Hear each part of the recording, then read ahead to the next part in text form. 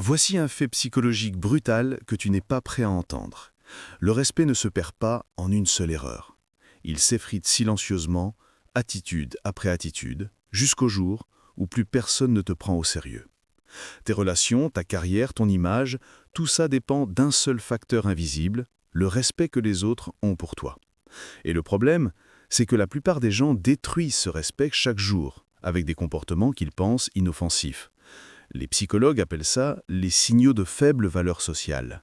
Et une fois que tu les connais, tu comprendras pourquoi certaines personnes sont ignorées, tandis que d'autres sont écoutées dès qu'elles ouvrent la bouche. Mais voilà où ça devient vraiment inquiétant. Tu fais probablement au moins 2 ou 3 de ces comportements sans même t'en apercevoir. Et les gens autour de toi, ils le remarquent. Ils ne te le diront jamais, mais ils ajustent leur niveau de respect envers toi. Voici la vérité que personne ne veut entendre. Les gens ne te respectent pas pour qui tu es vraiment. Ils te respectent pour les signaux que tu envoies. Et si tes comportements crient « je manque de confiance »,« je suis facile à manipuler » ou « mon opinion ne compte pas », c'est exactement comme ça qu'ils vont te traiter. Le respect n'est pas donné, il est communiqué, inconsciemment, chaque jour. Et cette prochaine partie explique exactement pourquoi tu te sens parfois invisible, ignoré ou pas pris au sérieux. Voici les 7 attitudes qui détruisent ton respect. Écoute attentivement. Pardon de te déranger, désolé c'est peut-être une question bête.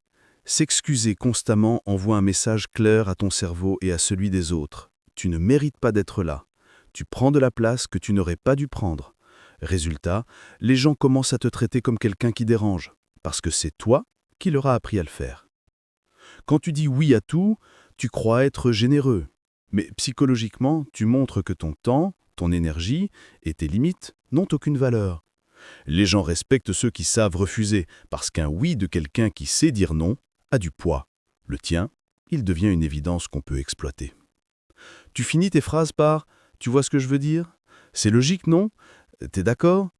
C'est un signal de dépendance émotionnelle. Tu as besoin qu'on valide ton opinion pour y croire toi-même. Les gens qui imposent le respect, ils affirment. Ils ne demandent pas la permission d'avoir raison. Et maintenant, on entre dans les attitudes les plus destructrices, celles qui tuent le respect à petit feu sans laisser de traces visibles. Chaque fois que tu expliques pourquoi tu as fait ci ou ça, tu te mets en position de défense. Tu dis implicitement « j'ai peut-être tort, laisse-moi te prouver que non ». Les personnes respectées n'expliquent pas leur choix à tout le monde. Elles assument. Point. Je suis nul en ça. Non mais moi, tu sais, je suis pas intéressant. C'est sûrement une idée stupide, mais tu programmes les autres à te voir comme quelqu'un de faible. Et le pire, ton propre cerveau finit par y croire aussi. Le respect commence par ce que tu dis de toi-même. Fuir les confrontations ne fait pas de toi quelqu'un de mature. Ça fait de toi quelqu'un de prévisible, quelqu'un qu'on peut pousser sans conséquence. Psychologiquement, les gens testent toujours les limites. Et si tu n'en poses jamais, ils comprennent qu'il n'y en a pas. Si une de ces attitudes t'a frappé en plein visage, bien. Ça veut dire que tu es en train de prendre conscience de quelque chose que la plupart des gens refusent de voir. Mais il reste une dernière attitude, la plus silencieuse, la plus destructrice. Tu dis que tu vas faire quelque chose et tu ne le fais pas. Tu promets, tu oublies. Tu t'engages, tu recules.